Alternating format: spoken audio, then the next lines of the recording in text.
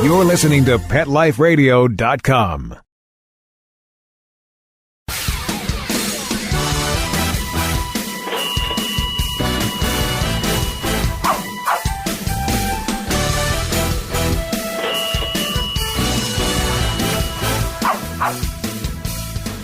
Hello and welcome to Six Figure Dog Business on PetLifeRadio.com. I'm your host, Ty Brown of TyTheDogGuy.com, and this is the show where we help you start or grow your pet-related business to a healthy six-figure per year or more income.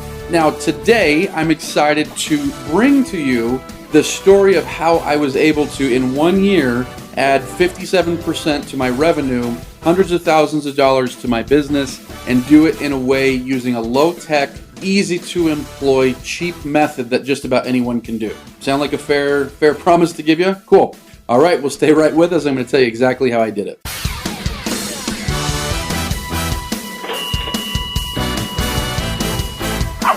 Sit. Stay. We'll be right back after a short pause.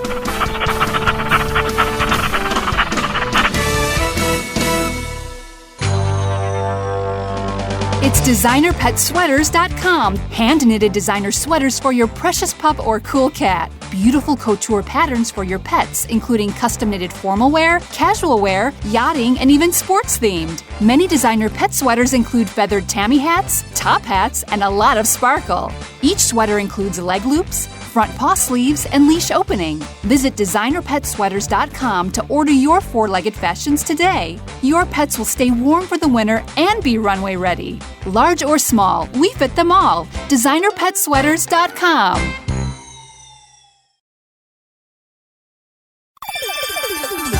Let's talk pets on PetLifeRadio.com.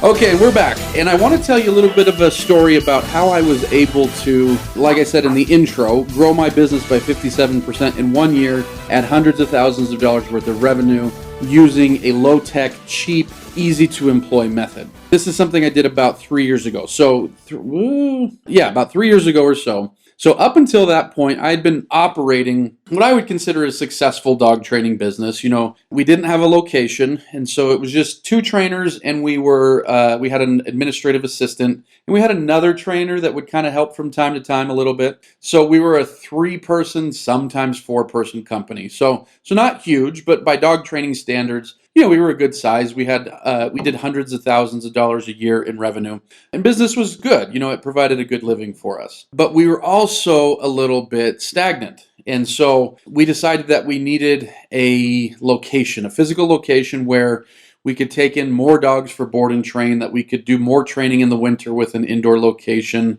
that we could offer some daycare and some boarding and stuff like that. And so we went and found a location. Now, I sometimes hesitate to tell this story because, like I said, up until that point, I had been doing well with business. And even up until that point, I had been teaching others how to do well with business too. And so I made this very crucial mistake that, like I say, I kind of laugh about now. But at the time, I look back and I was like, dude, how could you be so stupid? I make a lot of dumb mistakes. I have made tons over my career, and I imagine I'll continue to make tons.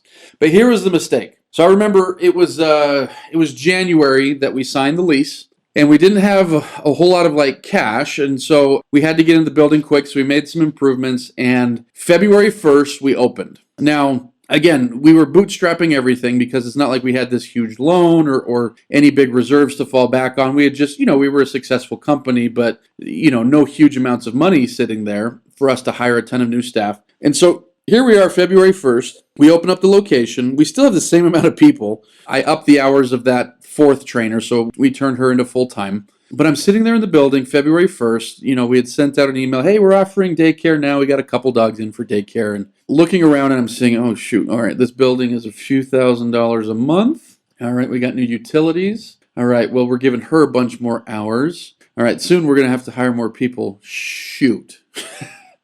And I laughed because I had no marketing plan for how to grow it. The business, we had been growing as a business, doing the marketing that we had been doing, And the marketing that we had been doing had primarily been search engine optimization. We had a website that did a good job at taking people that were interested in dog training, turning them into leads, and then I did a good job at turning them into sales.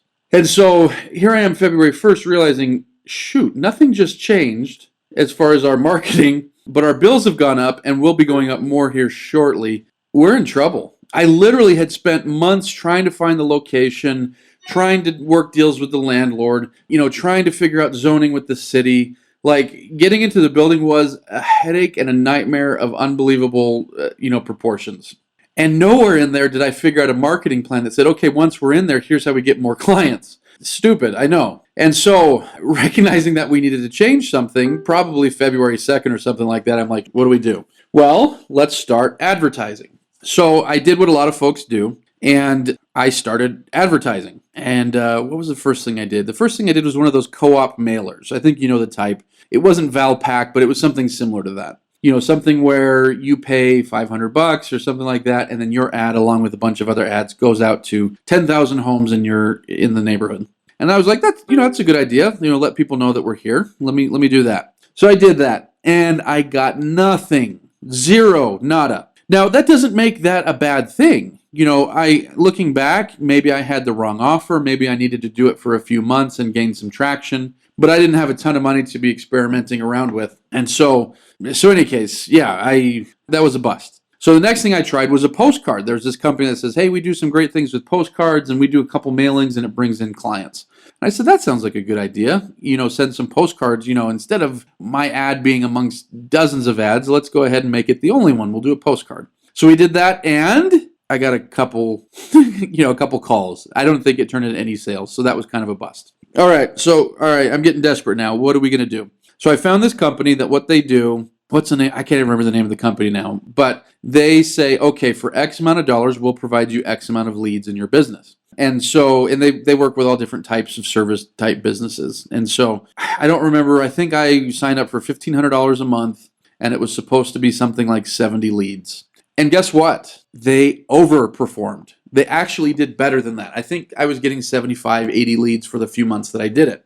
And I only did it for a few months. And there's a reason for that. The way that my business works is we sell at a premium. We sell a high dollar dog training service, more expensive than the majority of other dog training companies in our state, maybe even all of the ones in our state, I'm not sure. But anyways, we sell a premium service. And so in order for people to buy a premium service, here's a rule of thumb in sales, the higher the ticket amount, the more time you need to be in front of that person. And so the way that I had been selling up to then is we had a lot of videos, a lot of content. People were finding our website and they would consume a lot of our content. So by the time that I spoke with them on the phone, I could close a lot of people and business did well. But what it meant was rarely would somebody call me out of the blue, just see the phone number, call me, and I would close a deal. And this is a flaw in my system. I'm not that good of a salesman when somebody's cold. I'm a very good salesman when somebody's warm. I know that might sound silly because maybe everyone is, but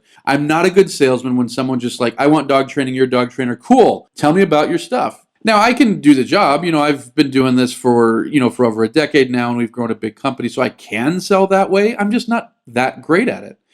And so in not being that great at it, that was the problem I ran into with these guys. So these guys were sending 70, 80 leads a month, which is great. That's 2-something leads per day. 70, 80 leads a month. It might have even been more. I don't remember. I just remember they overperformed. But everyone, the way that they had set it up is they set up a very generic dog training website and a very generic Facebook page, and they drove traffic to it, and they just had lead generation mechanisms on there. And so basically it was just collecting name, phone number, email, and that was about it. And so here's these people that say, yeah, I want dog training. And amongst them, if there's enough leads, there's going to be some good sales in there. But my close rate was abysmal because, here I was spending so much time on the phone with all these people, trying to pre-qualify them, trying to sell them on how good we are, how different we are. When in reality, like 80% of them just filled out their information looking for dog training, thinking like, oh yeah, I'm going to go to a $150 group class or something like that.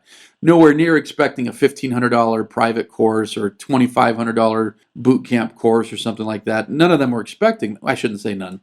So we did make some sales from that, but the reality was with the way that we sell, it just wasn't going to, it didn't work very well. Now, had I had the funds to maybe hire a salesperson who could really give all the leads all the time in the world, maybe that would have been a different story. But as it stood, the way that we sold, we just couldn't handle that many leads that were unqualified. Now, were you to have given me 70 to 80 leads where the majority were qualified and knew that they were looking for higher dollar training and knew that they were value buyers and things like that, I probably would have stayed with that company forever. They were great at getting leads. But like I say, their leads were not compatible with how we sold. Somewhat of a flaw in our system, if you want to look at it like that. So what did I discover come probably March or whatever it was? I discovered something, a technique that was low tech, low cost, easy to employ, that from that point, March or April or whatever, grew the business by 57% that year and hundreds of thousands of dollars. Would that be of interest to you? My guess is that you would say, yes, I'd like to know how to do that. So here's the technique, and I can tell it to you in one word. That technique was storytelling. Let me repeat, storytelling.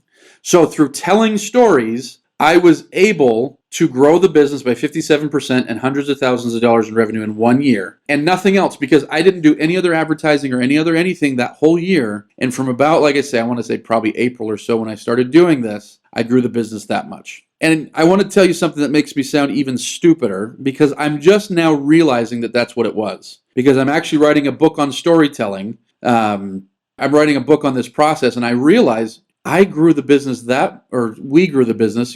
My team deserves a huge amount of support, recognition there. We grew the business that much based on one thing that was easy, that took almost no time, that I didn't even realize it at the time. I'm only now realizing it, as silly as that sounds. But it's true. And so it was storytelling that helped us grow that way. In fact, looking back from that time, so over the past 3 years, through this method, we've been able to sell millions of dollars worth of dog training and dog training products. And a lot of it is actually based on this one story. And so I call it my multi-million-dollar story. Would you be interested in hearing that story? Hearing a story that could actually convert thousands of customers and millions of dollars worth of dog training? I'm going to tell you that story, but not right now. I'm going to tell you at the end. That way you stay all the way till the end of the podcast here, because it's a really stupid story. And if I tell you now, you're going to be like, dang it, I can't believe you made me listen to that. But in all seriousness, it's a powerful story. And you've probably got several stories like this that you could harness the exact same thing. And later, hopefully you can look back and be like, dang it, that story from my life, I can't believe it sold me millions of dollars worth of my training too. And so like I say, you're going to have to stay to the end of the podcast to hear that and to listen to what that story was. So the latter half of this podcast, I want to take some time and explain to you how storytelling can actually do that and what that means for your business. So I'm going to go to break right now, but stay with us. We're going to be right back and tell you how to grow your business a ton with stories.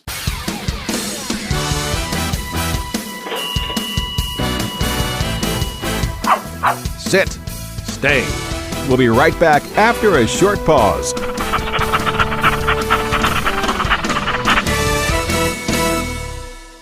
Everything we tried failed except the Dynovite. The standard run-of-the-mill tests and treatments. Cortisone. Antihistamine. Multiple creams, antibiotics, spray. Multiple prescriptions. Steroid injections. Spray shots, antibiotics. Steroid cream. No results. It was neglect. The other owners didn't care enough about him to take care of him and to give him the nutrition he needed. A nutritional supplement like Dynovite. To be the healthy, happy dog he is today. DINOVITE.com. If you want the dog to be healthy, you got to feed it something healthy. Put some nutrition in your dog. The vet that I trust recommended Dynovite. The dog I have today, because of Dynovite, has a sparkle in his eye, a lush coat, healthy skin. When you rescue a dog, you've got to feed him right for life. Dynovite will make your dog a happy dog. Dynovite is nutrition. Dynovite for life. 859-428-1000. 859-428-1000. DINOVITE.com. Begging to hear more of your favorite show? Full episodes of all our shows are available on demand. Go to PetLifeRadio.com to fetch our entire lineup of Possum Pet podcasts. Also, dig us up in iHeartRadio and iTunes. Let's Talk Pets. Live and on demand only from Pet Life Radio. Let's Talk Pets. Let's Talk Pets. On Pet Life Radio. Pet Life Radio. PetLifeRadio.com.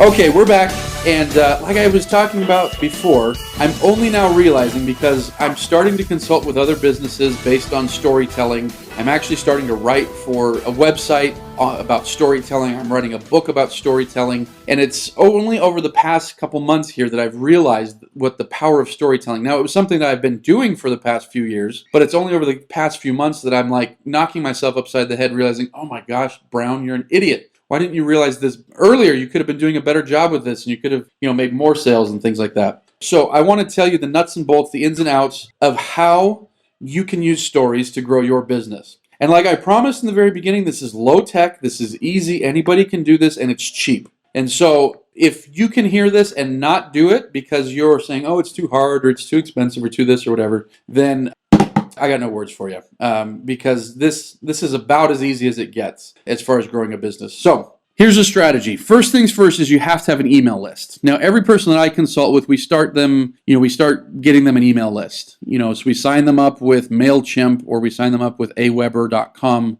or we sign them up with Constant Contact or something like that. So having an email list is critical. You have to do this. Now, here's where I'm able to cheat a little bit, and this is why I was able to grow by 57% and hundreds of thousands of dollars in 1 year. It's because I already had a nice big list. I don't remember how big. If I had to guess, right now my list is 29,000. My guess is, let's say it was 18,000 or something like that back then. Now, of that, in Utah, probably about 3,000 or 4,000 if I remember right.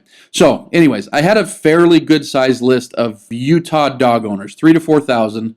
Now, it's not a perfect list because that list had been built over a few years. And, some of them certainly didn't have their dogs anymore, or would have moved or something like that. Some of them probably fake emails. So you take a list of 3,000 or 4,000 and actual prospects, I don't know, maybe it's 1,000. But anyways, so I had a head start, and so I was cheating a little bit in my growth. But because of that asset, I was able to start growing. So first things first is you need to have a list. So if you don't, go right now while you're listening to this, go on to MailChimp because it's free to start. MailChimp.com. It's free to start, and you can start building your list, your email list. Now, how do you build it? Well, you start adding lead generation mechanisms on your website. So everyone's got a contact form. Well, have the contact form go through MailChimp such that when somebody emails you and fills out the form and says, hey, I want some more information, have that go into your MailChimp account so that when you want to send out an email to everyone, that person's on your account. Have a call to action on your website that says something like, enter your information here to schedule a free consult with the trainer, or enter your information here to get immediate access to pricing and programs or whatever.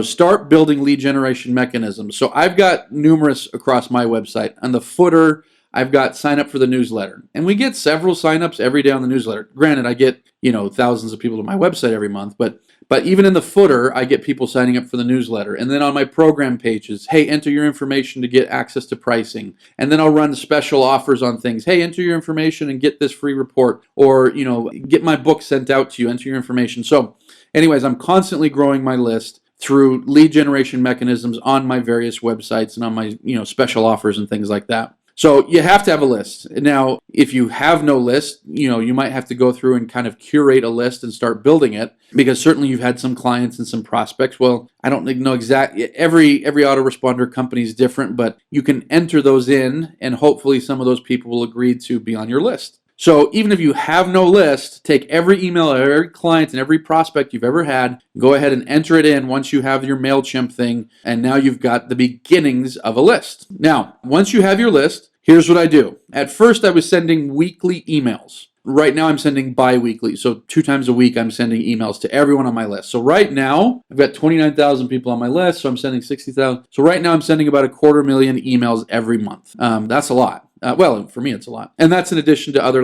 small, other autoresponders and things like that. So yeah, anyways, it works out to about 250,000 emails per month. And so you get your list. Now you got to start emailing them. Now, there is no magic number of how often to email your list, except to say that you should be emailing them often. And every time I mention this, on dog trainer forums or things like that, everyone tells me, oh, I hate getting emailed, and this is awful. I would never do that. And, that's not everyone, but some people think that. And when they do, I want to virtually reach out and pat them on the back and say, thank you, keep doing that. Because for every person that thinks that and doesn't do it, hey, that's more money in my pocket and in my clients' pockets who, start to implement this stuff. But the reality is some people will hate you if you email them once a week. Every week I email 29,000 people. I email them 2 times. And inevitably, I will get 1 or 2 emails of people saying, you are a prick. Stop emailing me. I hate you so much. These things you're emailing me are the worst ever. I hope your hair catches on fire and that you fall down dead. I'll get emails like that. And then, sales come through. And so I'm like, okay, cool. I don't care. So there's always going to be people, and all marketing should, have some polarizing effect. All marketing should, get rid of people that you don't like and then add people that you do like. So people will absolutely get pissed off if you email them once a week or twice a week or every day. Some lists that I'm on, people email me every day. And sometimes I have some lists where I email them every day. And people get ticked off, but that's a tiny minority, and I keep making sales. And so anyways, get your list, start emailing them with regularity. I do Tuesday mornings and I do Friday mornings. And so people start to recognize when my emails are coming out. They start to look forward to them. Some of them look forward to them because they hate them and they want to tell me how much they hate them. But whatever it is, start emailing the list. Now, here's the question. What do we email them? And what does this have to do with stories? That's what I do, is I email stories. I email my list stories. Let me repeat, I email them stories. Not fairy tale stories. I email them stories from my life. Now, this is not just my method. I've learned this from somebody else. So you might be thinking, this is the dumbest thing I've ever heard.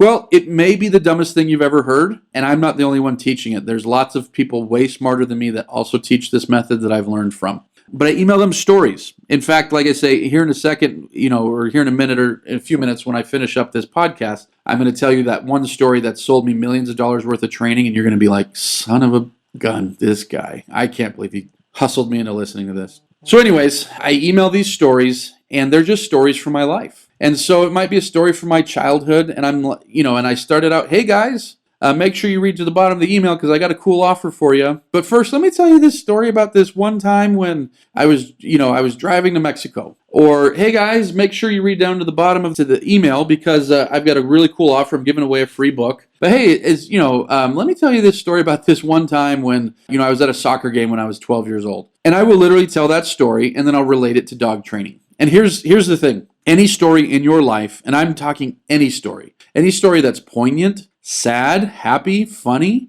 any story in your life can be related to dog training. I don't care what it is. I don't know what your stories are, but I can promise you that any story that you've got in your arsenal that happened to you can be related to dog training. Now, maybe you're a dog walker, a pet sitter, a dog groomer, but whatever it is, any story that's ever happened to you, you can relate it back if you're creative enough. And you don't even have to be that creative. You don't have to be that smart to do this. I'm, borderline idiotic. Well, not even borderline. But anyways, I can still do this. You can do this. And so I email these stories and I make an offer. And that's it. I'm looking at my timer right now. It's taken me 23 minutes to get there to tell you, write a story and send it to a list. But it needed some of that preamble. But that's literally it. And so the question comes in, why does this work? And why does it work so well? Because like I say, I can now track millions of dollars over the past 3 years to this technique. I can track hundreds of thousands that first year scientifically because I changed nothing except that. And when suddenly we start getting more business. And so why does it work? Now, I'm convinced there's a few reasons why it works. Number one, it makes you relatable. And so when people want to buy, especially when we're talking about dogs, folks, people want to buy from someone that they know and that they can trust and that they like. This is so important. And so when you're telling stories that show your vulnerability, show your sense of humor, show who you are, you become relatable very, very quickly. People read a few stories and they already feel like they know you.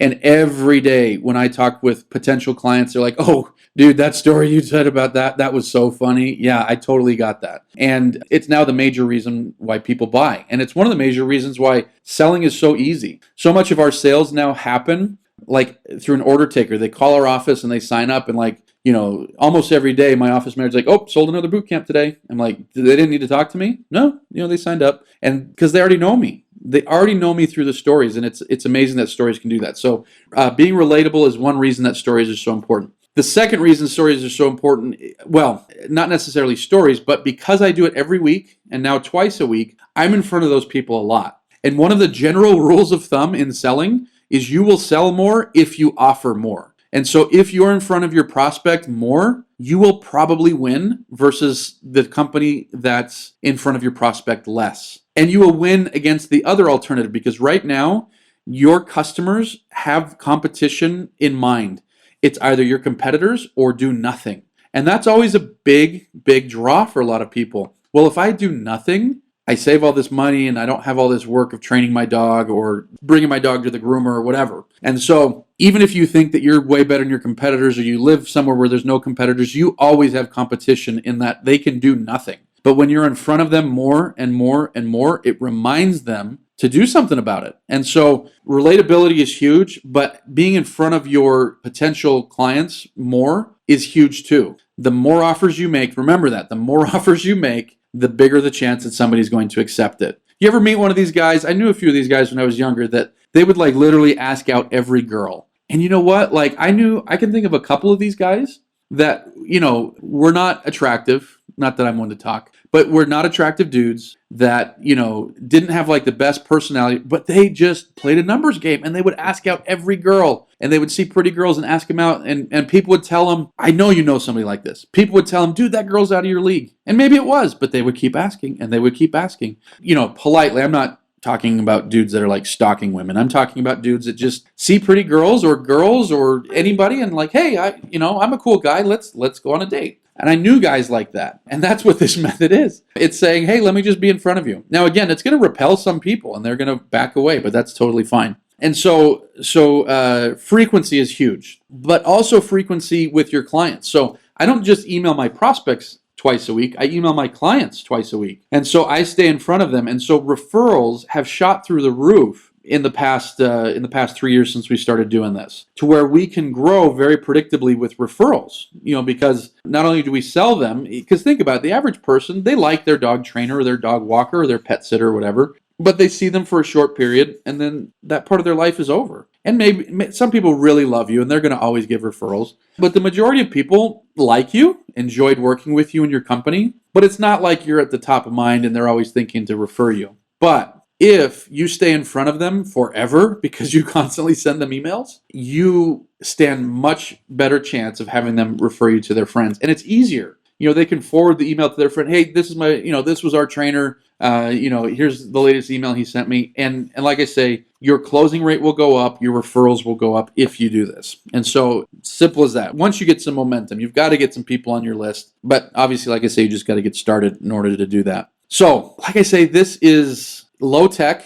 You just tell some stupid stories. This is easy. If you can figure out how to work the autoresponder, the MailChimp or the Aweber or the Infusionsoft or the Entreport or whatever, if you can figure out how to use that, this is easy. It's cheap because, I don't know the pricing on MailChimp, but once you start actually paying for it, I think it's like $20 a month or $30 a month. And that's cheap. And, if you're doing it right, it's paying for itself 1,000 times over. And anyone can do this. Now, here's the thing. Most people won't. And so I am totally comfortable sharing this because I recognize that my competitors probably will never do this. And so they will not compete with me doing this. But some of you are going to pick up on this and be like, you know what? I'm going to give this a shot. Yeah, this guy's an idiot, but you know what? He's built a pretty cool dog training business. And so let me give this a shot. And so anyways, now I know you want to hear that story, and I'm going to tell you that story. Now, let me preface this by saying this story has nothing to do with dog training. This story is mildly funny. This story shows how stupid I can be. And it has been the result of millions of dollars worth of training. I use this story in my emails. I use this story at the beginning of my book. So if any of you have read my book, you've heard this story. So that's probably like 2 of you. If I use this story in speeches that I've given. Anyways, I use this story all over the place because it shows my sense of humor. It makes me vulnerable, shows my relatability, but it also teaches an object lesson that is meaningful for our clients. So without further ado, let me tell this story. So going back, this is probably 20 some odd years now. I grew up in this town, or I went to high school in this town called Tracy, California. And so just this little town in a farming community in California. And during the summer, my friends and I, we would go out to this bridge at I want to say the north end of town. Anyways, at a certain end of town, we'd go out to this bridge, and on this bridge, there was some water underneath. There's like a river. We called it the Delta area. And there's a river, and we would jump off the bridge, and the bridge is kind of high. I want to say 20, 25 feet or something like that. And so it's scary. Like, the water was deep enough, so you knew it was like safe, but it was still scary. It's scary to jump off something that high. Now, that bridge used to be a drawbridge. And so next to the bridge was like this tower. And the tower was probably another 15 feet higher than the bridge. And it was all boarded up, and it was no longer used as a bridge tower or anything like that. In fact, very little traffic passed out that way. If we were out there for a couple hours, we might only see a couple cars. So that bridge was hardly ever used anymore. But this tower, it was all boarded up. There was some barbed wire around it. We'd always dared each other. Hey, you jump off the tower. No, you jump off the tower. And no one would ever do it, right? Well, here comes one fateful summer day. A bunch of us go out there, like 6 of us go out there, and a friend of mine had a couple jet skis. He was a rich kid, so we loved him, of course. And we're playing around the jet skis, and a friend of mine, Ryan, and I decide we're going to go up on the tower. Today's going to be the day that somebody jumps off the tower, and it's going to be us. Now, in looking at the tower, you could tell that there was no climbing back down. There was no footholds. There was no anything. There was barbed wire. So you could tell if we got a boost to get up, it's not like you could just hang and drop back off. You were going to hurt yourself. So you knew that if you got up there, you'd better jump. So it takes 10 minutes to get up there. You got to do all this climbing and stuff. So we get up there and we look down, and shoot, that was scary. It was probably 40 feet down to the water. And that's, for me at least, pretty darn scary. And for Ryan, it was pretty darn scary. So we're up there a half hour, can't psych ourselves into jumping. We're up there an hour, still can't jump. An hour and a half, we still haven't jumped.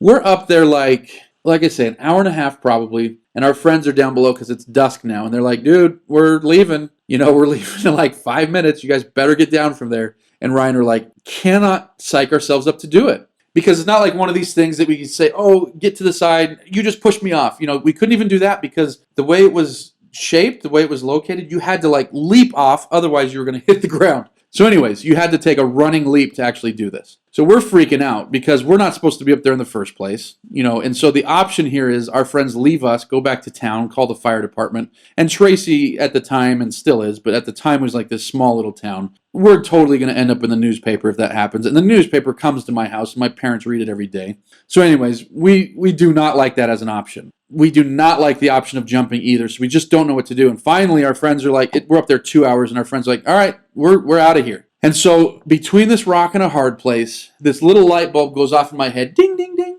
And I'm like, all right, here's what I do. So I take off my pants, and I throw it in the water. So there I am without clothes, standing on top of this tower, and I can see my pants traveling down the river slowly. It's a slow river, and sinking slowly. This is happening in the space of 2 or 3 seconds. And I recognize that if I do not jump off there right now, not only will the fire department come, but they're going to come and find me without clothes at the top of a tower. And that's worse than anything. So with that in mind, I run, I jump, I grab my pants, I grab my shorts, and I'm fine. I did it. I jumped in.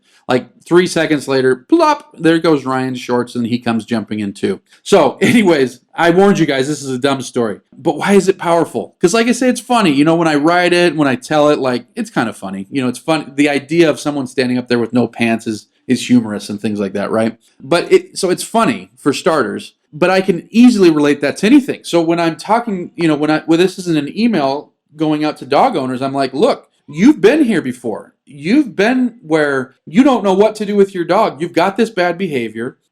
You know that you could spend a bunch of money on training, but you don't like that idea. You've tried videos and books, and that hasn't worked, and you don't want to give away your dog. And so you've got all these conflicting things vying for your attention. You've got to do one, but you just can't bring yourself to do any of them. Do it, dude. Just take off your pants, jump in the river, and hire us. And that's the pitch. It's as simple as that. And people respond to it. Now, like I said, that's just one story. I've got, now that I've been writing these for a few years now, I've got hundreds of stories out there. And some of them are these big funny stories like that. And some of them are just hey, my kid did this goofy thing and I want to tell you about it. But all of them are stories that are funny or relatable or interesting or poignant or sometimes heartfelt. But they're me. They're my personality. And if you do this, do your personality. And in doing this, This is how we've been able to grow. Folks, there is no reason to overcomplicate this method. I'm 36 minutes in now. There's no reason to overcomplicate this. I could have probably explained this in 5 minutes, but then I would have missed a lot of the nuance and a lot of the storytelling. But do not overcomplicate this. Just do it. You have almost nothing to lose. And if you sign up for the free plan, you have nothing to lose other than some time and trying to figure out how to do it. But get out there, do it. Also, while you're doing it, make sure you listen to all of our other episodes here on PetLifeRadio.com. Click on Six Figure Dog Business to listen to all of our episodes. And while you're there, listen to all of the other good shows. They have some amazing shows on PetLifeRadio.com. And then once you're done with all that, head over to my website, TyTheDogGuy.com, to see how I help out dog business owners just like yourself. So thanks for listening. Take off your pants, jump. Ooh, that's not a good way to close. Go do something very cool today and grow your business. Start telling stories and use them to make money. Thanks for listening. We'll talk to you soon. Let's Talk Pets, every week on demand, only on PetLifeRadio.com.